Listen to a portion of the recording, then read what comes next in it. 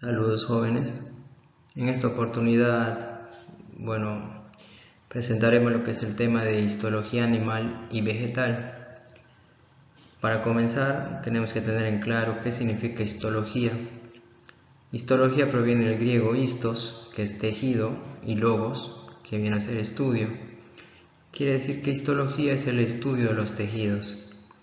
¿Qué son los tejidos? Son agrupaciones de células que desempeñan las mismas funciones básicas y que además tienen la misma morfología y el mismo punto de origen. Cuando hablamos de morfología estamos indicando que tienen la misma forma.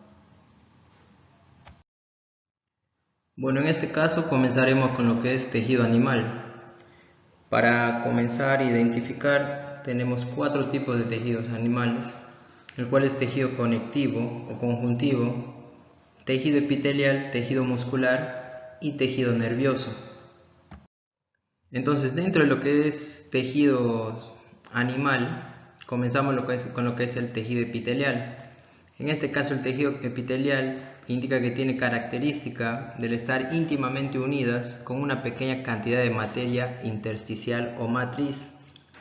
Se presentan formando una o más capas celulares que cubren las superficies internas y externas del cuerpo, protegiéndolas contra lesiones, desecación excesiva e invasión de microorganismos. En este caso nos indica que el tejido epitelial más adelante vamos a ver las funciones que cumplen de acuerdo a nuestro organismo. Entonces, en la clasificación de los epitelios tiene su fundamento en 2 factores, según la forma de las células y según la cantidad de estratos celulares. En el caso de según la forma de las células, pueden ser planas, cúbicas, cilíndricas o globosas. Según la cantidad de estratos celulares, puede ser 1 o simple, o 2 o más, o estratificado. Para poder apreciarlo mejor, en la imagen pueden tener ahí a vista de ustedes características generales según el epitelio escamoso plano, cúbico, cilíndrico, columnar, ciliado, glandular y sensorial o sensitivo. En este caso vamos a comenzar con lo que es el epitelio plano. Puede tener una capa de células o varias capas. Son delgados, aplanados, cubren cavidades como la boca, el esófago, la vagina y la superficie interna del oído medio. Epitelio cúbico. Como su nombre lo indica, sus células son tan anchas como altas, forman las glándulas, incluyendo tiroides y pared interna de los túbulos renales. Constituyen epitelios germinales, productores de espermatozoides y óvulos. Epitelio cilíndrico. Tenemos ahí, sus células se presentan en una o más capas, tienen forma cilíndrica, siendo más altas que anchas. Forman el tapizado interno del estómago e intestino. El epitelio ciliado, sus células son cilíndricas, pero además poseen en sus extremos libres cilios que se mueven rítmicamente, cubren la mayor parte de las vías respiratorias y el tracto reproductor femenino. El epitelio glandular, sus células son cuboidales o columnares capaces de sintetizar o secretar ciertas sustancias como hormonas, mucus, enzimas digestivas, leche y ceras. Y el epitelio sensorial o sensitivo, sus células están especializadas en virtud de sus estructuras y componentes celulares, siendo sensitivas a ciertos estímulos. Un ejemplo ahí es las células de la retina. Entonces tenemos ahora lo que son funciones del tejido epitelial. Tenemos la función de protección. El tejido epitelial tiene la función de protección de los tejidos subyacentes del cuerpo ante abrasiones y lesiones. Tenemos lo que es función de transporte transcelular de moléculas a través de las capas epiteliales. Funciones de secreción, en este caso de mocos, enzimas, hormonas de diversas glándulas. Función de absorción de material de una luz. Función receptora, recibimos y percibimos estímulos externos. Es de acuerdo a que podemos reaccionar ante un estímulo del exterior en nuestro organismo. A continuación presentamos lo que es el tejido conjuntivo. En este caso el tejido conjuntivo mucoso está formado por células fusiformes y se compone de una matriz gelatinosa, cuya sustancia fundamental se denomina gelatina de Wharton. Su principal localización es en el cordón umbilical. Podemos apreciar que dentro del tejido conjuntivo tenemos lo que es tejido conectivo fibroso, tejido adiposo, tejido cartilaginoso, tejido óseo y tejido sanguíneo. A continuación vamos a ir describiendo uno por uno las características y funciones de estos tejidos conjuntivos. Tejido conectivo fibroso mantiene unidos órganos y tejidos, sirve también como material envolvente de muchas fibras musculares y de células nerviosas. Sus células, muy importante, son los fibroblastos. Tienen una matriz intercelular formada de fibras proteínicas que se entrecruzan por medio de una sustancia gelatinosa. Están presentes en los tendones, conectan entre sí a los músculos o a los músculos con huesos, ligamentos que unen el hueso con hueso. Luego tenemos lo que es el tejido adiposo. El tejido adiposo es un tipo especial de tejido conjuntivo en el que se observa un gran predominio de células adiposas. En este caso las células adiposas son los adipocitos, que se caracterizan por almacenar grasas neutras. Estas células nos indican que pueden hallarse aisladas o en pequeños grupos en el tejido conjuntivo común, pero la mayoría de ellas se agrupan en el tejido adiposo distribuido por el cuerpo. Nos indica que, por ejemplo, en animales que hibernan hay una variedad particular de tejido adiposo que suministra el calor necesario para que el animal pueda volver a la actividad después del periodo de hibernación. En este caso el ejemplo es el más conocido, que sería el oso. Tejido cartilaginoso. El cartílago tiene una consistencia rígida menos consistente que el tejido óseo. En este caso, las diferencias entre el tejido cartilaginoso y el tejido óseo es que el tejido cartilaginoso se puede decir que también es duro, pero es menos rígido. Su consistencia es menos rígida comparándolo con el tejido óseo. Las células del tejido cartilaginoso se denominan los condrocitos. Ahora, dentro de lo que es el tejido cartilaginoso, o también llamado ya los cartílagos, tenemos el cartílago hialino y el cartílago elástico. El cartílago hialino posee una cantidad de fibras de colágeno, se halla en paredes de las fosas nasales, tráquea y bronquios, recubriendo las superficies articulares de los huesos largos.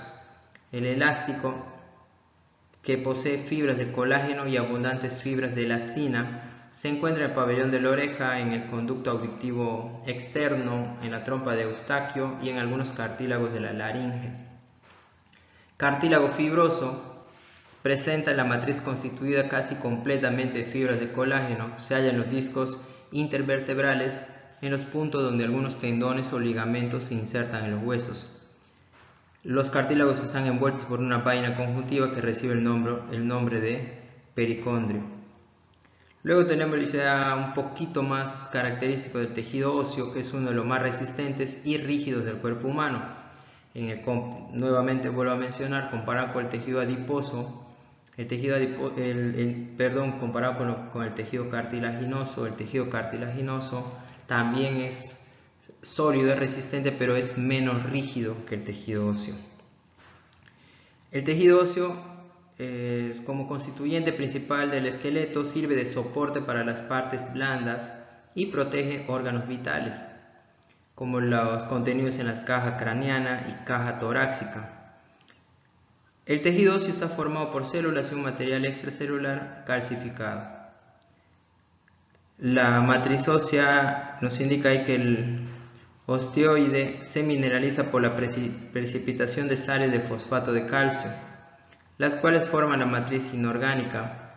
Como no existe difusión de sustancias a través de la matriz calcificada del hueso, la nutrición de los osteocitos depende de los canálicos que existen en la matriz. En este caso, las células del tejido óseo son los llamados osteocitos. Ahora tenemos el tejido sanguíneo. Como característica principal, el tejido sanguíneo es el único tejido en estado líquido y está constituido por diferentes clases de células que en conjunto se denominan las células sanguíneas. Estas células pueden ser son el eritrocito, leucocito y trombocitos. Y una porción no celular en forma de líquido acuoso llamado plasma que contiene moléculas disueltas y en suspensión.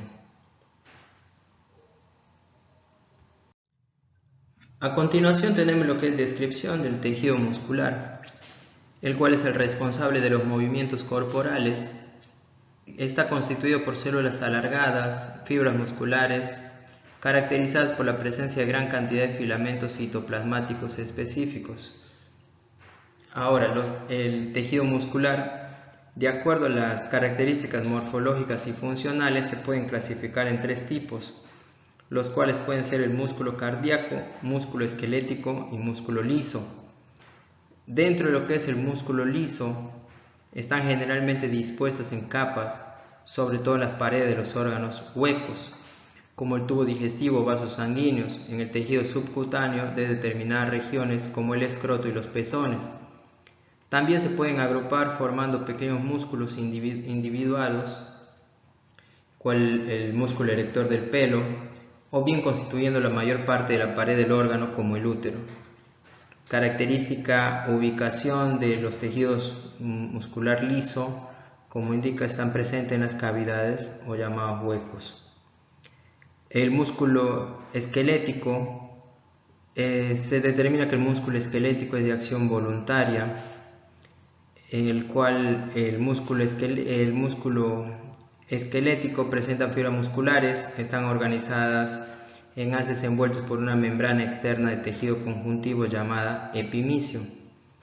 De esta parte, septos muy finos de tejido conjuntivo que se dirigen hacia el interior del músculo, dividiéndolo en fascículos. Estos septos se llaman perimicio.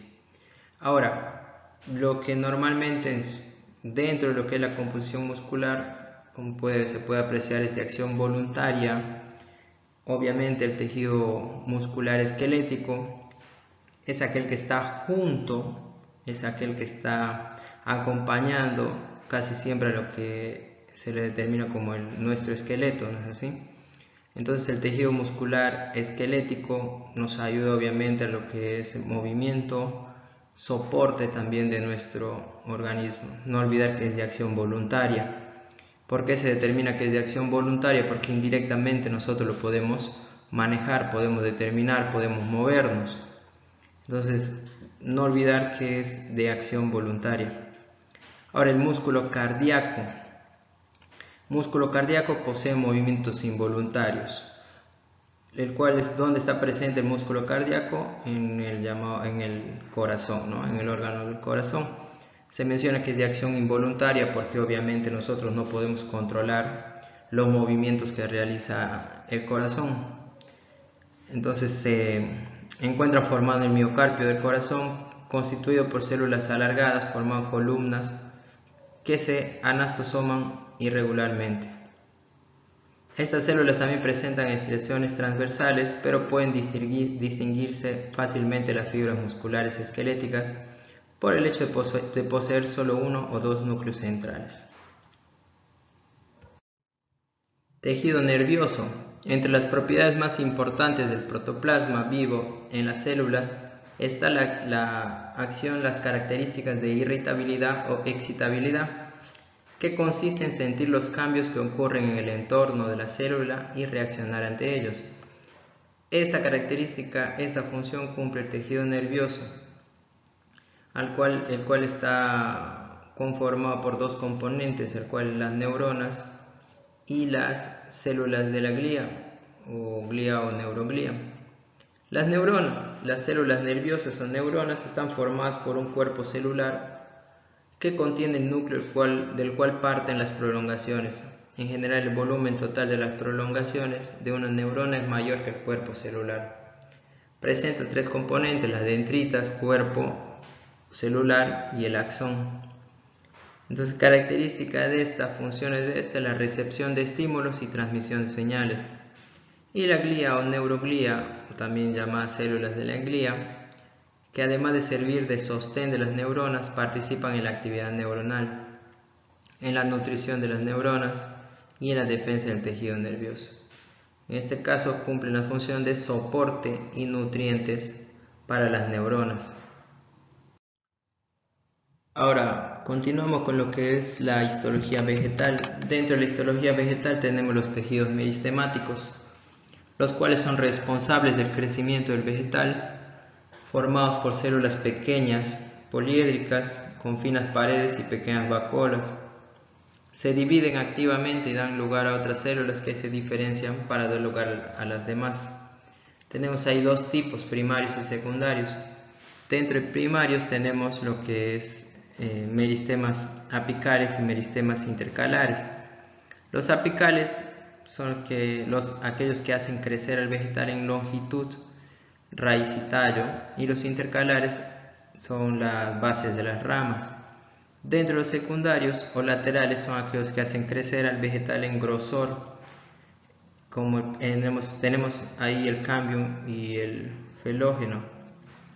Entonces, características principales, primarios y secundarios. Primarios son aquellos que hacen crecer el vegetal en longitud, en tamaño, y lo que es secundario son aquellos que hacen crecer al vegetal en grosor, en ancho.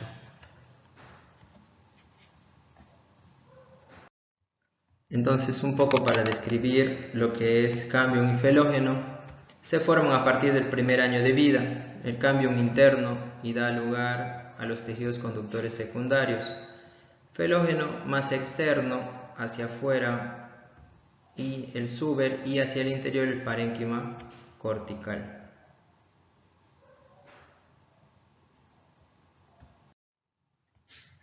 A continuación describimos al tejido parenquimático, que tejido vegetal fundamental forma la mayor parte de la masa del cuerpo de las plantas, formado por células poco diferenciadas, de tamaño más o menos grande, con las paredes poco engrosadas, no lignificadas.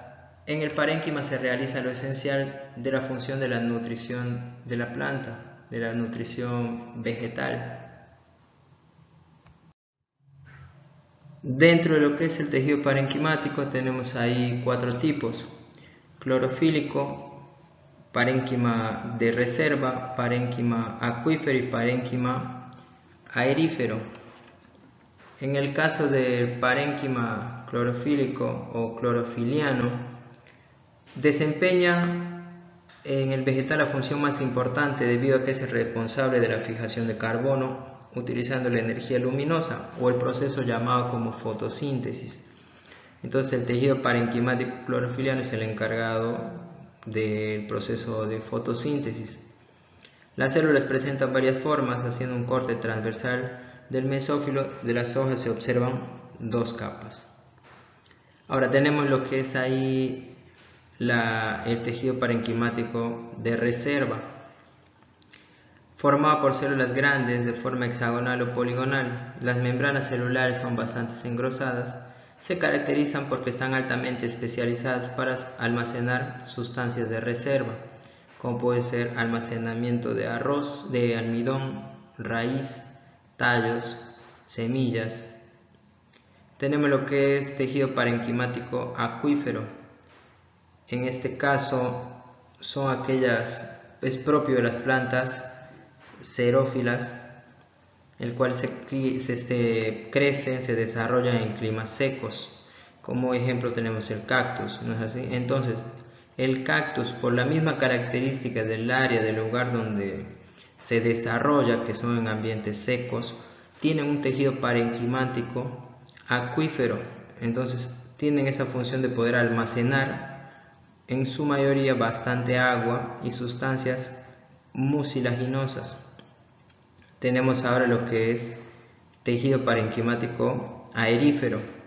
Se presenta en las plantas acuáticas, actúan como medio para el intercambio de gases y las células presentan formas estrelladas. Entonces, lo que es el tejido parenquimático aerífero, en su mayoría están desarrolladas en aquellos vegetales, en aquellas plantas acuáticas. ¿Para qué? ¿Por qué? Porque la mayor parte de la reserva o la mayor parte del almacenamiento es el aire, ¿no es así? Aerífero. En lo que es nuestra región tenemos, por ejemplo, lo que es el putuputu, lo que es la llamada Victoria regia, el cual son plantas acuáticas, pero tiene un alto almacenamiento de lo que es aire, ¿no es así? Células muy separadas donde existe aire, tiene un mayor reservorio aerífero. Tenemos ahí ahora lo que es tejidos mecánicos o de sostén, formado por células con paredes celulares muy gruesas de celulosa y lignina. Proporciona rigidez y resistencia a la planta. Existen dos tipos, el colénquima y el esclerénquima. El colénquima es el tejido de sostén de los órganos en crecimiento y de los órganos adultos herbáceos. Sus células son de forma hexagonal y con los ángulos engrosados. Características del colénquima: células vivas con paredes de celulosa, capaces de dilatarse y contraerse, función de sostén y de protección mecánica, se encuentran bajo la epidermis de tallos y hojas verdes. Y el esclerénquima son células muertas lignificadas, pueden ser alargadas o fibras que pueden asociarse a los tejidos conductores, pueden ser redondeadas, protegiendo las semillas, suministra resistencia y flexibilidad a la tracción, característico de órganos que han dejado de crecer. Tenemos luego las características o descripción de lo que son los tejidos conductores o vasculares, los cuales se encargan del transporte de los nutrientes por las plantas. Son células alargadas y unidas entre sí, formando largos conductores o conductos desde raíz, tallo y hojas. Uniones entre las células o vasos presentan dos tipos, el xilema y el floema, el cual vamos a poder describir a continuación cada uno de ellos. El xilema, su función es la conducción de agua y sales minerales, lo que es llamada la savia bruta, desde la raíz hasta las hojas. Las células que forman este tejido complejo son elementos traqueales, los cuales son células muertas, sirven para la conducción vertical y el sostén. Ahora tenemos dentro de lo que son elementos traqueales dos tipos, lo que son las primitivas y miembros de vaso. Las primitivas en gimnospermas, plantas vasculares antiguas, son células largas y ahusadas, poros pequeños y circulación lenta de la savia. En miembros de vaso aparecen en las angiospermas, son células cortas muy perforadas y la circulación de la savia es rápida.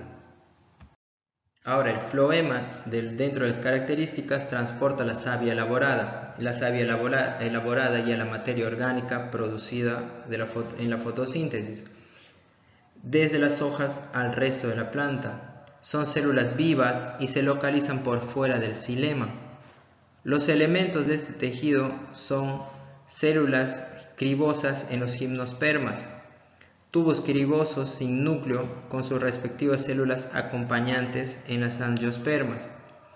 Las células acompañantes conservan su núcleo y controlan los tubos cribosos vecinos.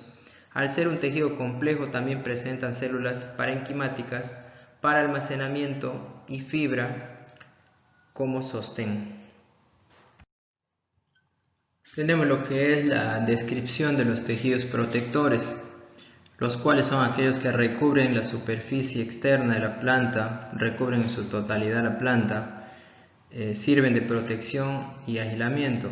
Tenemos luego lo que es dos tipos de tejidos protectores, tejido protector epidérmico y tejido protector suberoso.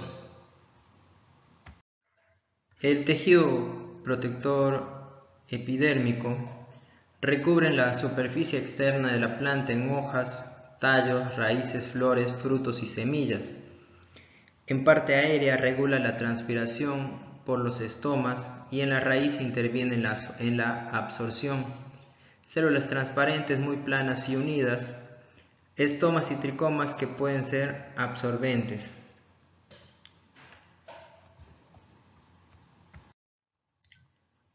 Lo que son los tejidos suberosos, tejido de protección suberoso, recubren tallos viejos, son células muertas debido a la suberina, lipídica e impermeable. Forma el suber o corcho, lenticelas como poros que permiten el intercambio de gases.